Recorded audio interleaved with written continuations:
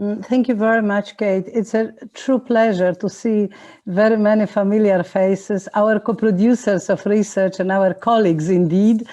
And having examined the cost of speaking out in this detail that Kate outlined and our short video summarized, the very important thing for us as researchers is how can we contribute, not just through taking people's time and listening to their stories, but how can we contribute actually to the post-disclosure survival? And our co-producers of research have helped us and made various suggestions. We decided to turn that into a distinct piece of research. So we analyzed our survey and interview data that you could actually see, the summary of which you could see in the video, but also in our website there is a summary of our report. And then we focus in, and this is what the panel is devoted to, we focus on the practical aspects that most helped whistleblowers to move through this incredibly difficult process. There is very little research on this, on how people deal with their lives post-disclosure, because when the limelight is is finished, people are no longer in the media, their life continue for very many years indeed.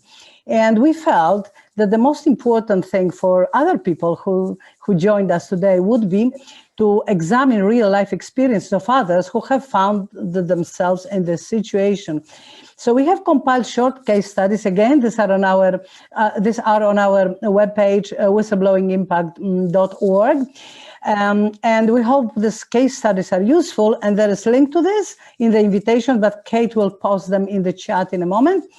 So we are indeed very, very extremely grateful to welcome most of the authors today, former whistleblowers who have taken the time to share the aspects of their journey that they most felt helped them to move forward. And there are various aspects to this, which I'll introduce in a moment. But before that, I'd like very quickly to introduce our 5 distinguished speakers.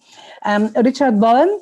Richard Bowen warned Citigroup from the US, warned Citigroup management and the board of directors about their defective mortgages, and testified before the Securities and Exchange Commission and the Financial Crisis Inquiry Commission. He's presently an accounting professor at the University of Texas at Dallas, a colleague, and a public speaker on ethics and the financial crisis. Of course, Richard will tell in the discussion that follows after my brief introductions. Richard can tell us the one way, can share with us how it can help him to go through this post-disclosure period by actually finding a different career. Then I'd like to welcome Cathy Scharf, and Cathy is a certified anti-money laundering specialist, again from the US CAMS, and she blew the whistle on illegal internet gambling in the US. Then my great pleasure is to welcome Dr. Kim Holt from the UK, who whistleblowed in relation to service failures in the community pediatric clinic in Haringey, where Peter Connolly, for the UK audience, was assessed in 2007, baby P, who then unfortunately died. And Kim will, of course, share her experience with us, telling us how can one turn that experience post-disclosure into actually fighting for patients through joining Patients First. And Cathy will actually, Cathy, whom I introduced before, can tell us more about silent exit as a route of dealing with the aftermath of disclosure. And then I have Martin Woods, who is the director of AML Woods, a consultancy business, and Martin previously blew the whistle upon his former employer Wachovia Bank in connection with laundering the proceeds of Mexican drug trafficking and Eastern European organized crime groups. A Hollywood story indeed, and I've had the pleasure to meet Martin quite a few times. And Martin indeed can share with us the experience, how it is to be hired for whistleblowing experience. And finally, my great pleasure is Wendy, now our last speaker. Wendy is the founder and owner of Speak Up Ltd, which is an intergovernmental and private consultancy actively bridging and linking the public interest with how the how of openness, communication, and sustainability through storytelling, coaching, and training. Wendy blew the whistle on the joint CEOs of her former employer, LeisureNet Ltd. in South Africa, which was dubbed as South African Enron, and has spent 11 years seeking and securing justice. Unfortunately, our two other colleagues who helped us produce case studies, but cannot join us because they are from Australia, so it would be in the middle of the night, James Shelton and Dennis Gentling, both from Australia's financial services sector.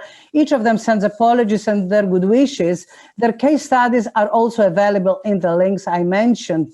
Finally, and I'm finishing, we want to thank various people, in addition, of course, to Whistleblowers, who were co-producers of research, as I mentioned already a couple of times, through various stages. I'd like to thank Alexis Bushnell, Nick, Ada B, and Daria Ozdemir for helping with research and compiling the case studies, and other colleagues whom I cannot all mention by name, our academic colleagues like Wim van der Kerkhoff and Justin Schlossberg, who are here with us today, but also Ida Humantito, who is a colleague and a former PhD student of mine, as is Daria Ozdemir, who also helped during various stages of research.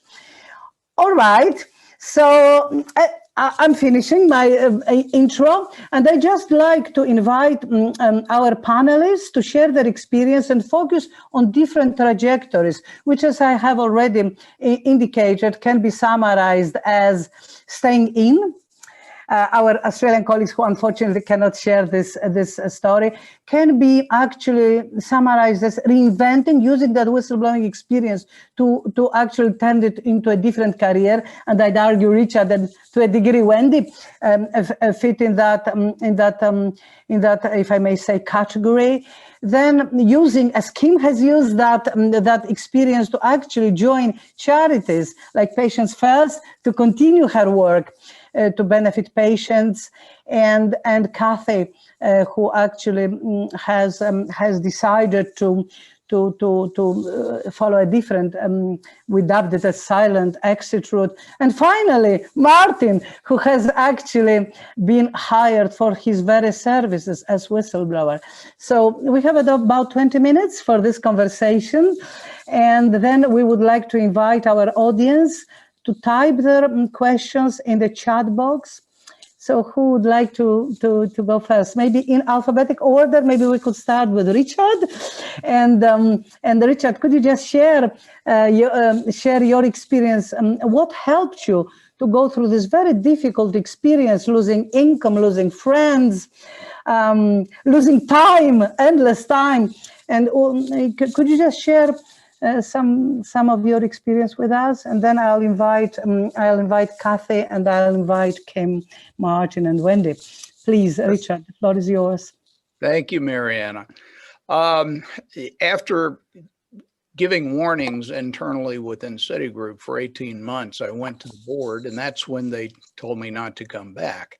And I had always been in teaching positions, sought teaching positions and taught the new credit analyst. And so I networked around and interviewed and actually was hired as an adjunct professor teaching an MBA accounting course here at the University of Texas at Dallas. And that is where I still am. So even though my whistleblowing continued with the SEC and going to the Financial Crisis Inquiry Commission, I have always been at the University of Texas at Dallas and teaching the young people. Quite frankly, that has given me something to hold on to. So that is huge in and of itself. The other survival. Also, obviously, I never would have even made it at that point if I didn't have exceptionally strong family support. My wife and my children were exceptionally supportive, and I explained to them, kept them apprised of everything that was going on as I was seeing the malfeasance and the fraud that was going on, and knew that I had to do something about it for my own mental self-being. I had to do something about it. The other advice I would give people for post-survival is to find attorneys you can trust. That is absolutely paramount. And I will tell you, I had 2 attorneys initially. They very quickly figured out which side of the bread the butter was on, and it was not my side. And I was ultimately introduced, and I'm sorry, I've got to give a shout out to the Government Accountability Project. I know Dana Gold and Tom Devine are on this call. That is the true reason in the long run I have maintained my sanity, is because I've had trusted advisors that helped me every step of the way in some very adversarial circumstances. So, and I will tell you, faith is also a very large part of it. I have a very strong faith, and I can assure you that that every step along the way was meant to be. And I just, it's difficult, but quite frankly, I don't regret anything. And obviously, anyone that is facing similar circumstances has got a lot of soul searching to do, and some very difficult decisions to make. I'm sorry. What else, Marianna? I apologize for rambling. No, Richard, that's wonderful. And indeed, I just only want to stay with one of your points. All of them are very important. And indeed, these are borne out by our research. So strong family support, a fallback career option, faith. But I just want to stress one aspect that you mentioned, a lawyer who is experienced in whistleblowing, not just any good lawyer, a good lawyer that's experienced in whistleblowing claims. And government accountability projects, which we have benefited immensely, personally and professionally, from actually working together with Dana and Tom Devine. I mean, they're the foremost expert, certainly in the US, but I would argue in the world, in dealing with whistleblowing claims. This is a charity founded by the government. Correct. And these are super experienced people, and they will give you that very important advice, what you can achieve, what you can't achieve. But I would argue, and I say that to my students, that whenever you consider blowing the whistle, just contact the lawyer before, because they will actually guide you through all the important steps. So thank you very much, Richard. Can I just now ask Cathy to just share her experience? What helped you, Cathy, to maintain your sanity and really survive? And when I say sanity, I mean the pressures whistleblowers experience are incredible, and most people don't just realize how many prolonged pressure whistleblowers face from all quarters, employers, family, neighbors, etc. Cathy, the floor is yours. I feel lucky in my experience. I had friends and family that helped me through it. I also had to get a lawyer, and I was fortunate there because the state of New York ended up paying for my lawyer, and I didn't realize I needed a criminal lawyer, not just a regular lawyer. So I was very fortunate. I was able to get a job because I could travel, and traveling made more opportunities for me. So I was in Las Vegas, and I traveled to do contract work in Colorado. So that helped me. And plus, you know, it wasn't out that I had blown the whistle, because I was working with FBI at the time. My coworkers, I convinced one to go forward to law enforcement as well. And she went. She was the primary person that had the most knowledge of all the suspects in my whistleblowing. And she gave me a lot of information that I passed along to the FBI. So I wasn't done blowing the whistle even when I left, because I kept telling them the attorney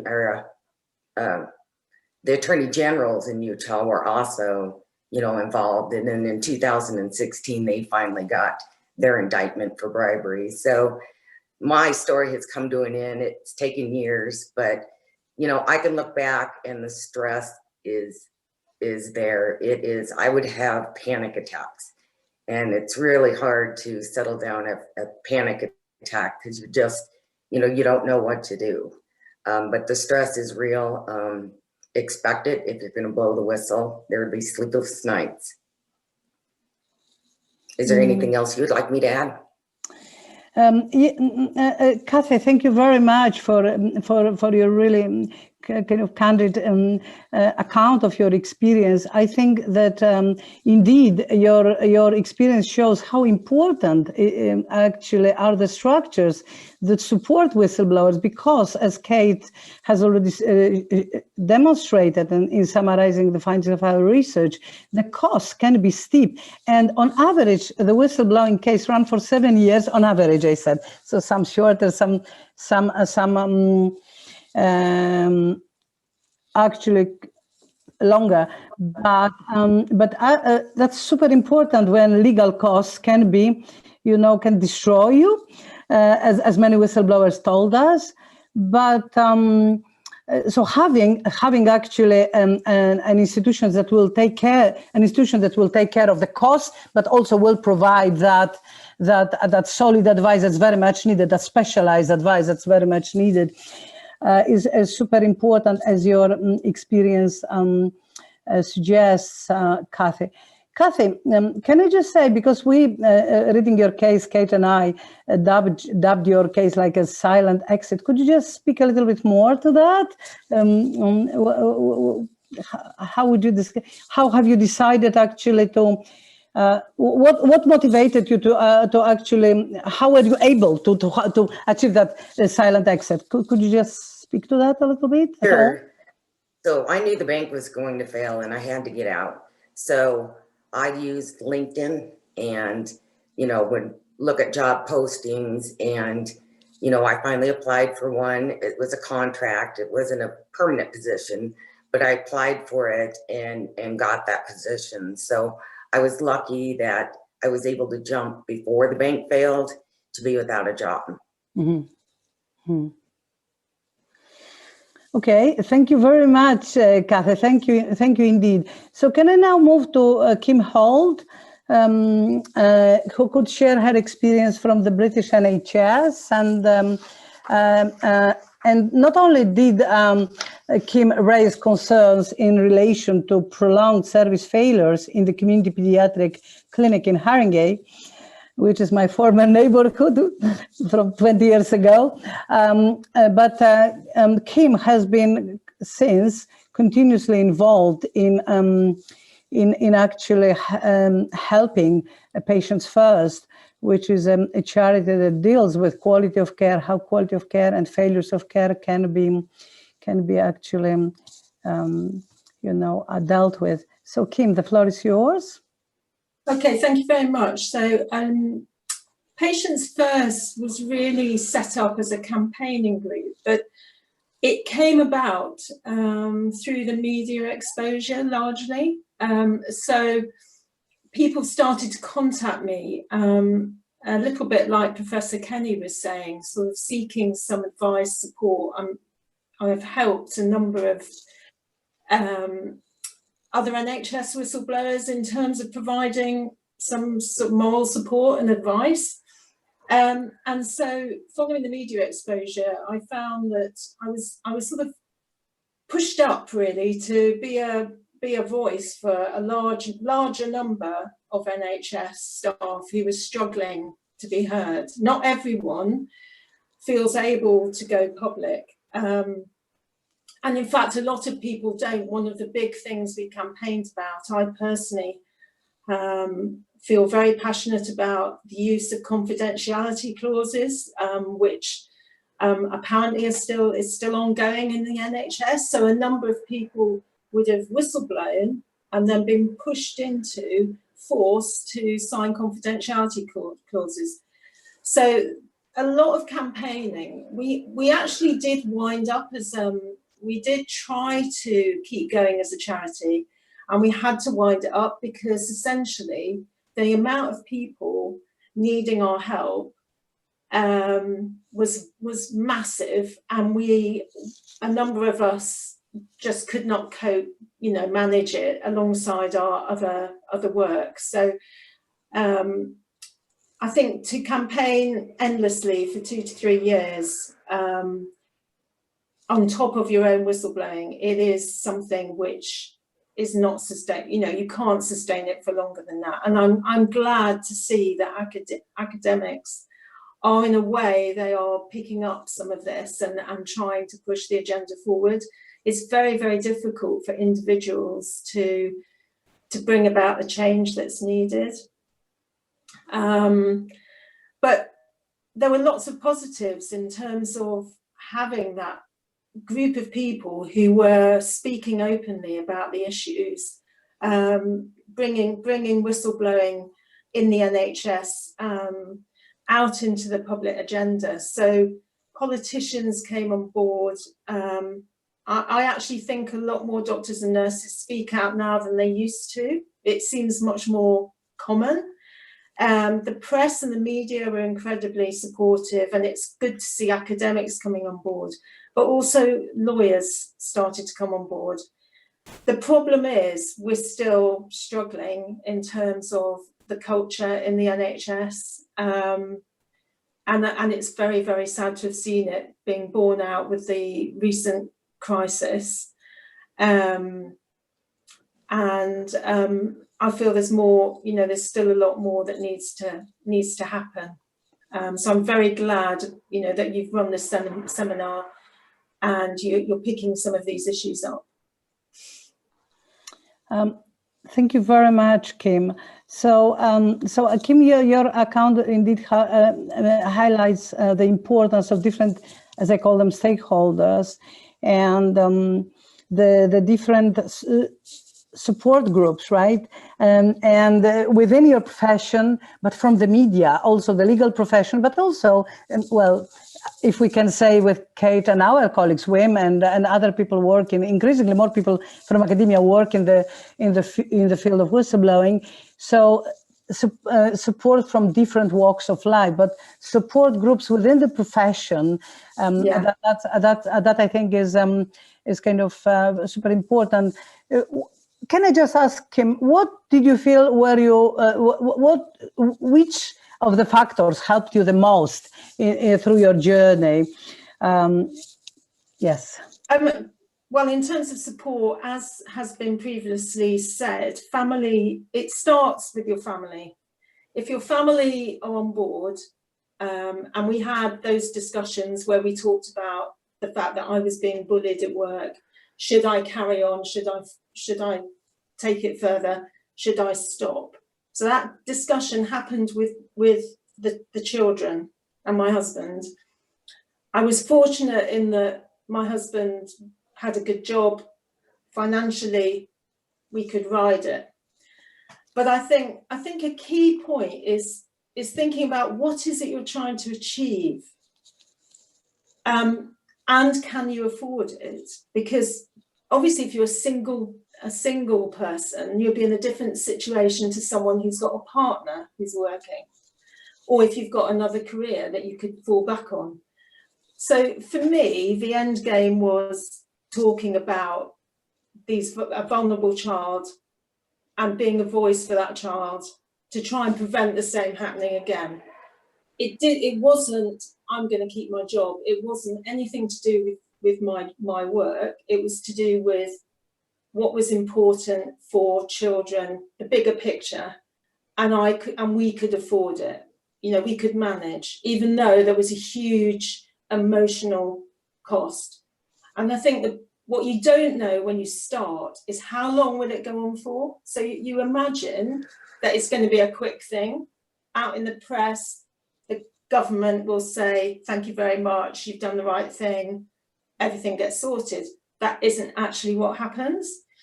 And it goes on for years and years and years and years. I did manage to get back into work, which I do think is very healing, but definitely career suffered, family suffered, and I still have psychological support now. So I think that's a problem, in that if you decide this is a big issue, I need to take it further, are we talking 5 years, 10 years, 15 years, 20 years? That's the unknown, and that's where all the support needs to come in. So thank you very much, Kim. So if I can just very briefly link that to what Cathy was saying. I mean, many people do not realize that whistleblowers, and that's my personal view, which is born out from research evidence, whistleblowers are probably the best employees. In what sense? They are prepared to take that stance. They're prepared to break down with that culture of turning the blind eye. And this requires certain strength. And yet, almost every whistleblower we spoke to, and there are quite many of them, suffer some form of mental breakdown. And this is not just to put an onus on anyone, it's just to show how former army officers, senior police officers, and I'm just quickly coming to Martin now, and people who were at the top of their career with glowing professional reviews up to the point of whistleblowing. And these people all actually, or the majority of them in any case, have at some point in their very long trajectory suffered adverse consequences on their well-being. And as you did mention, and as Cathy mentioned, the financial aspects are important, especially if you have a support partner that can support you materially. But actually, often you can be the main breadwinner, not just a single parent, the main breadwinner as well. Well, Martin, can I just ask you, you have such a fascinating story, and I'm just kind of wondering, when will that movie be made from your whistleblowing claim? Because not only were you hired by your bank just to deal with money laundering, you were then, through various other actually twists of fate, you then ended up in a profession at the moment that actually recognized your services as whistleblower and just hired you for that. Of course, that's not a bank. But anyway, Martin, could you just tell us, in your long fight for justice, what did help you? Was it some sort of a reaffirmation that your capacity of being, your whistleblowing, service was recognized, that you were hired in a capacity or for being a whistleblower? Thank you. Martin, the floor is yours. Well, a couple of things on it. I was never senior in the police, and survival. The best survival tool for many of us is the whistleblower. Nobody knows a whistleblower better than a whistleblower, and what a whistleblower goes through.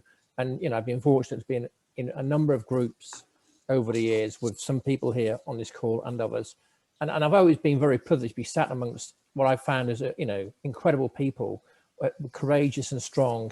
And sometimes I feel I have no right being there, but there I am, I find myself there. But being very business-like about survival, insurance saved me. On my household insurance policy, my wife ticked the box for legal protection, cost £20 a year, and fighting against a large investment bank or a large international bank, you're outlawed, it's David against Goliath, but when your insurance policy kicks in, then you're going to fight them on equal terms and you're going to trial, and that drives a settlement. So whistleblowers support you. My pen, because I always made notes. I always run a diary. Even now today, I have a page-a-day diary. I always write in my diary. So I had notes of what had taken place. When it comes to family, I protected my family a great deal from what was going on. I didn't tell them everything. But I were supportive. So you couldn't do it without a supportive family. I was very shocked at who my enemies were and who came out of the woodwork. Initially, I wasn't public. This was not all public, but it became public because people reported on it.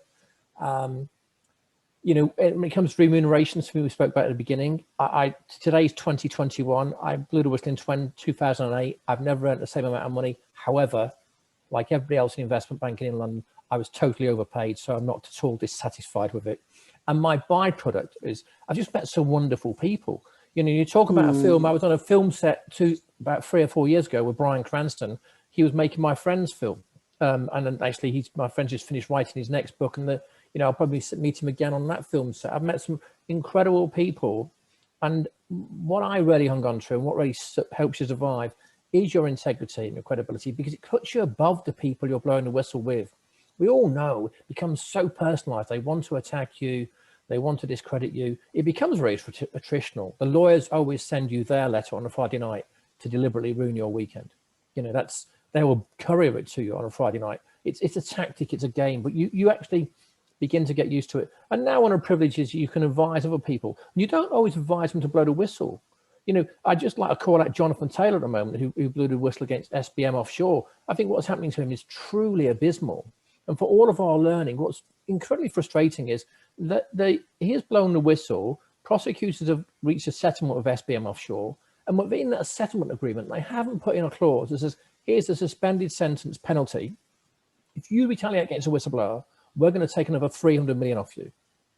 Jonathan's now in Croatia for day 175.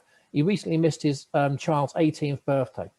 It's absolutely absurd how other people are treated. And that's also something that keeps you going. I think you never stop being a whistleblower. I don't think, as Kim said, you never stop being psychologically impacted by it, because you feel at times you resent the way society, mainly the industry in which you work, treats you. However, I'm a fighter. I like to aggravate them.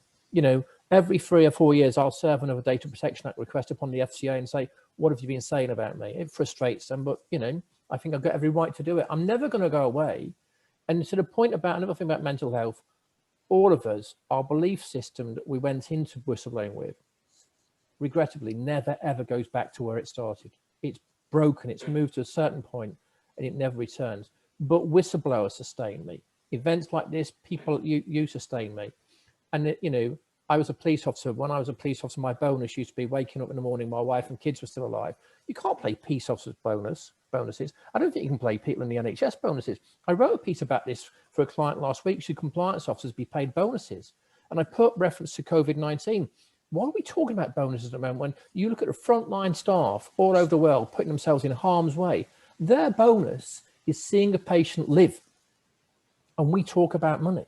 We just haven't got our values right as society. And that's part of our endeavor and our fight. And actually, you know, it grounds me as well. Otherwise, I'd be in danger of becoming one of the people I blew the whistle against. And to be perfectly frank with you, they're not pleasant people, but I'll rest there. Oh, thank you very much, Martin. So you come to the very important issue of values and what matters in life, indeed. And what you just have shared with us has been really reported by so many whistleblowers. Somebody would say, I could look at myself in the mirror in the morning. I've just, you know, found things that really, I found the great in myself. And I just reevaluated my priorities and things like that. It's always good to start with strong values, you know, but they can be rediscovered in the process or forged through the process, despite all the tribulations and low moments that many whistleblowers experience through retaliation. And I just wanted to say, retaliation, which is illegal, right? But it's so important. I remember when I read something by Fred Alford, who just said, if you want to help whistleblowers, have with him or her a meal in the workplace canteen. And I think this is so super important, because it's so important to have support from our actually co-workers, which we so rarely mention. And just before moving to Wendy, I just wanted to ask Cathy that question. Cathy, in being able to actually, you know, understand what will happen to your bank and just try to just find your way out from this, did you receive any of you, actually, that's a question to everyone, did you receive a support from your co-workers or your bosses, or because a company will retaliate because they have no other choice? You put them, of course I don't exonerate them, but you put them on a bad spot, right? So what about ethical people in our workplace who would actually stand by you? Is there anything anyone, Cathy or anyone else, would like to say? Yes, so I have a strong support from my coworkers, and especially the women. This was a religious type bank.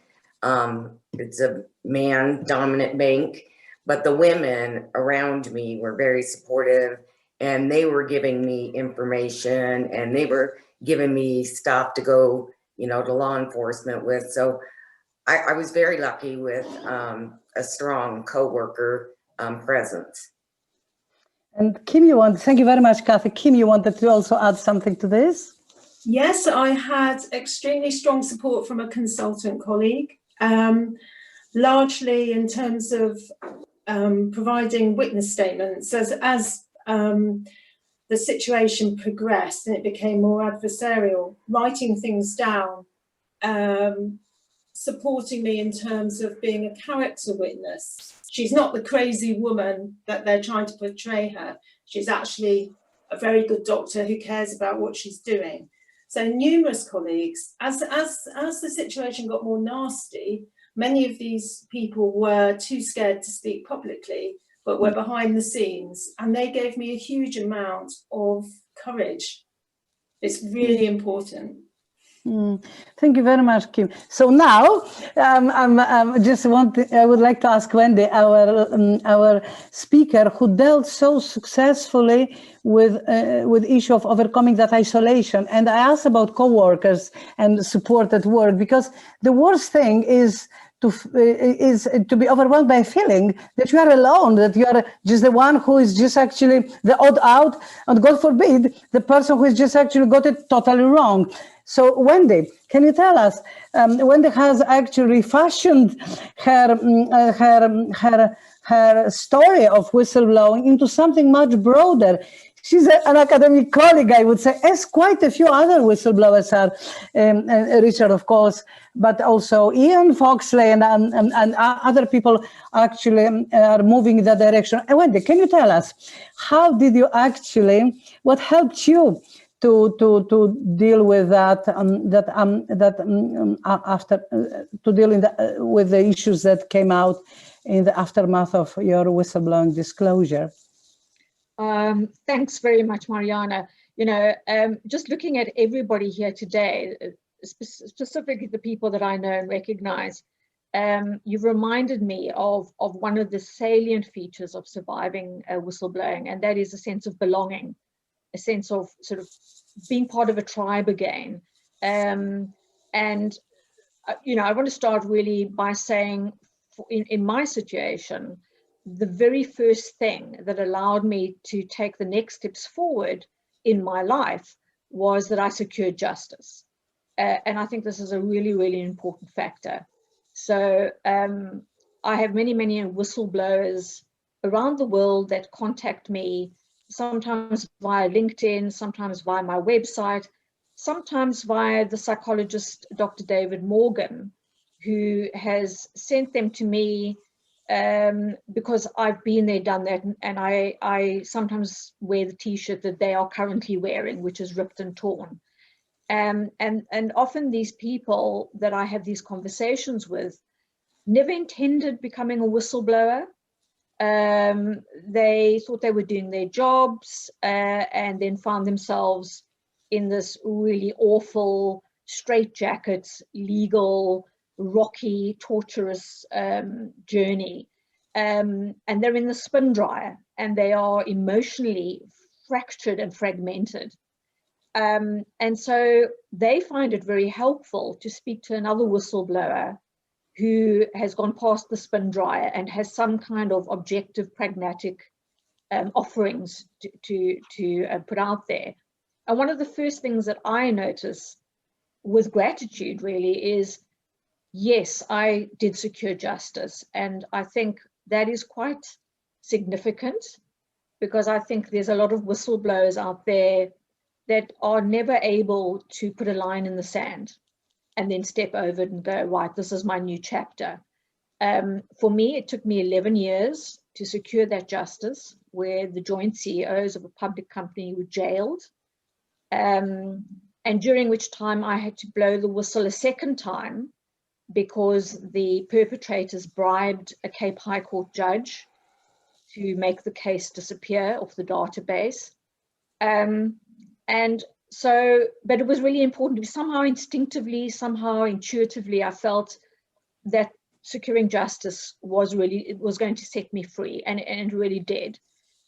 After that, there was a sense of needing to belong, And that's where a lot of you guys come in here. So, you know, these wonderful academic people that you are, that I met largely through the International Whistleblowing Research Unit run by Dave Lewis.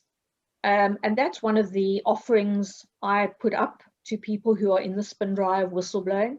Hey, there's a tribe out there, join us to belong. And also we want to hear your voices and experience. So it's belonging, but it's also about having a purpose, being able to feed back some of their current experiences, what they're going for, really fuels that sense of purpose. Now, I think for me, when I blew the whistle, I had to leave my country of birth. So I had to flee South Africa. I was a single parent of a 12-year-old boy. And that was because the retaliation, not just from my employers, but from the society, was to kill me and my son. And so, you know, there was an occasion where gangsters pitched up at my son's primary school to take my son away. So this was the sort of ultimate retaliation. And it was incredibly destructive to have this juxtaposition of, intuitively I feel I've done the right thing, but in fact society thinks I've done the wrong thing, even though I've done it in their interest. That public interest juxtaposition just really didn't fit in the public interest, in their interest. So fleeing from my own country meant leaving my family behind, leaving my friends behind, coming into a foreign country where I don't have a network. You know, I didn't have a LinkedIn connection where I could phone up my mates and say, isn't there a job for me? There was nothing, and there was no one, and there was no money. And I ended up working for a company who actually bought the company I blew the whistle on. I mean, talk about a movie, it couldn't be made up, and was eventually trotted off their premises because there was a conflict of interest for them. And so I became collateral damage to their negotiations. So the mental trauma of this, the sense of betrayal, the sense of not being validated for doing the right thing is tremendous. And I'm not going to sit here and say, this is a journey to be taken lightly. This is not for the unimaginative person. This is not for the courageous person. And there were many, many times that I wanted to go to the nearest M5 motorway bridge and jump off, literally. And I think that one of the things that kept me going was long-term thinking beyond my employment contract towards my social contract, primarily invoked by my son, and who's 32 now and still regards me as his hero. And I think that is, you know, that is incredibly soulfully significant, that my legacy is this. I will be remembered for doing good things for future generations. And so my reputation with my son is amazing. You know, and that is really important. Long-term thinking, pro-social thinking, reputation, thinking about your reputation. But I've got to say, all of this, I built my company, Speak Out, Speak Up, out of the sort of ruins of my life. I was begging on the streets. I was squatting in a house in Surbiton. We were living in abject poverty. And, you know, the paradox of having lost everything actually meant that I could re-begin my life, and also acknowledge that, you know, I had many, many future chapters ahead of me that would need a title, that were only going to be made salient as I lived my life. So, you know, the sense of loss, the sense of nothingness, the sense of blank paper allowed me to do some daredevil things. And one of the things was picking up the phone and speaking to eminent social scientists in America, who then, and one of them was Dr. Phil Zimbardo, who did the Stanford prison experiments. I interrupted his breakfast one morning. And again, coming from this, I don't care. I have nothing to lose. I am no one. And I'm phoning to ask, what are your opinions about my experiences?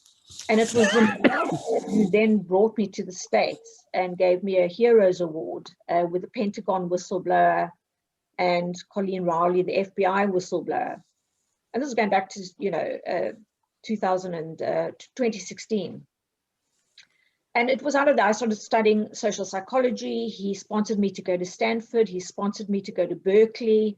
And so Zimbardo has been an incredible leverage, a human leverage, who has propped me up where I had no family, where I had no money, and helped me sort of rebuild my narrative in a very positive way about how we can do this better.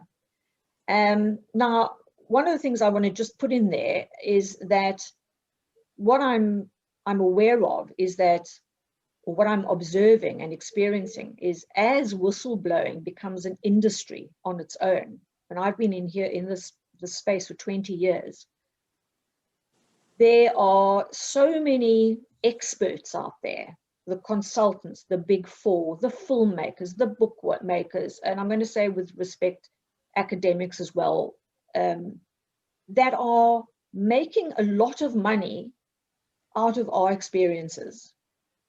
And I've got to say, my little consultancy business is starting to wilt as a result. So we've got a whole industry of people thriving through our stories, through our experiences, whilst we, the whistleblowers, are wilting. And there's nothing for us. We're pushed into the margins. It's almost like we are not the experts. Everybody who studies us and writes about us, they are the experts.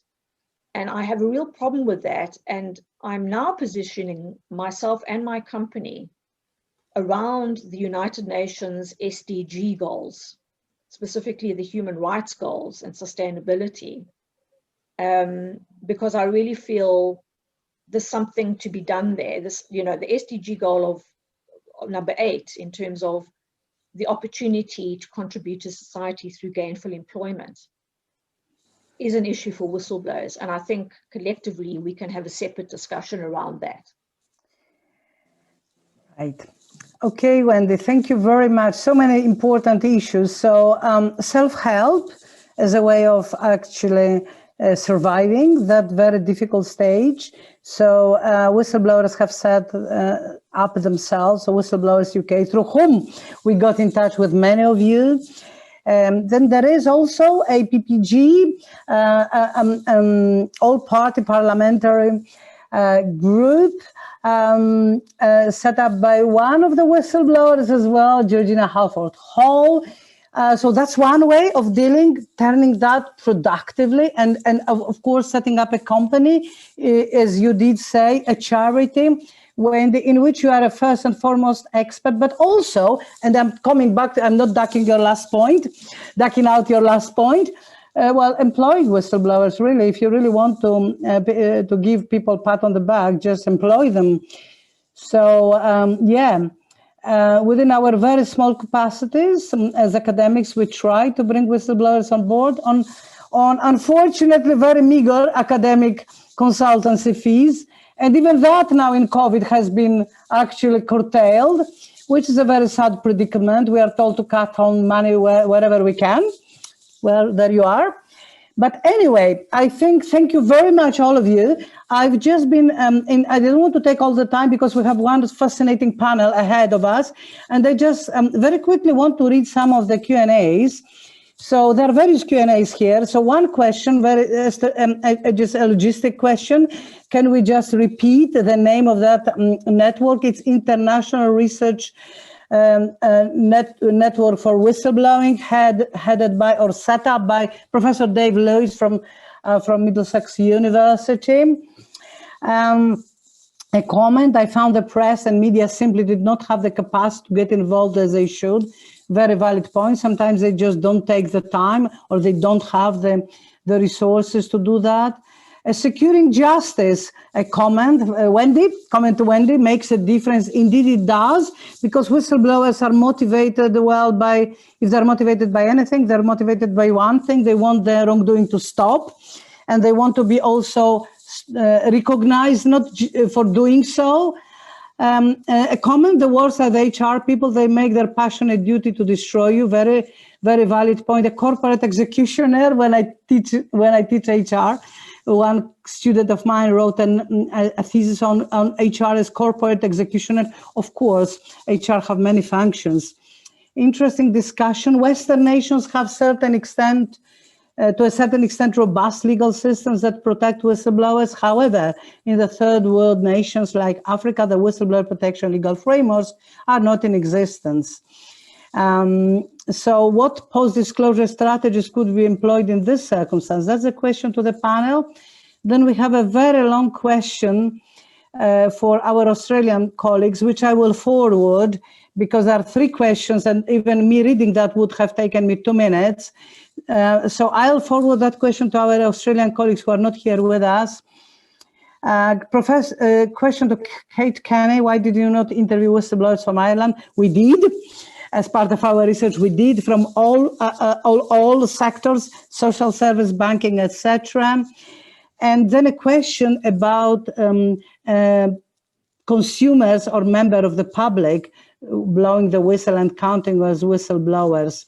Okay, so would you like to, actually, the panel, and I will take 3 more minutes, and I will maybe 5 more minutes if needed, but between 3 and 5, and ask that final question to our distinguished panel. What would you advise, actually, to people perhaps from countries and settings where there is no strong legal framework protecting whistleblowers? I only want to say that even where there is a strong legal framework, the implementation is the issue.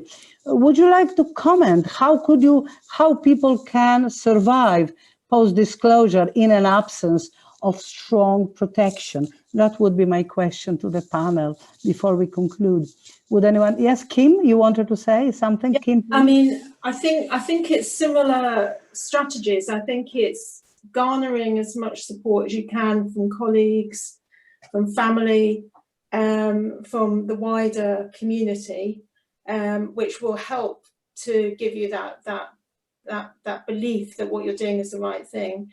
But very importantly, look after your psychological health. Do things which make you feel better. So for me, it was studying. I moved, I mean, it's quite interesting, few people move into academia.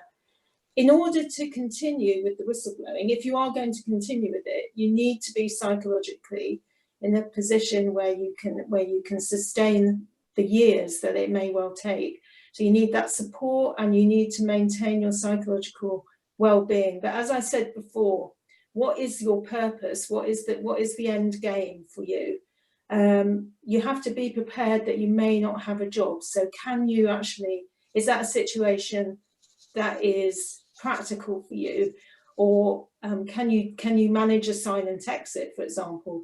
So I think in a way, I see it as very similar to my experience, because I didn't actually go through the legal process.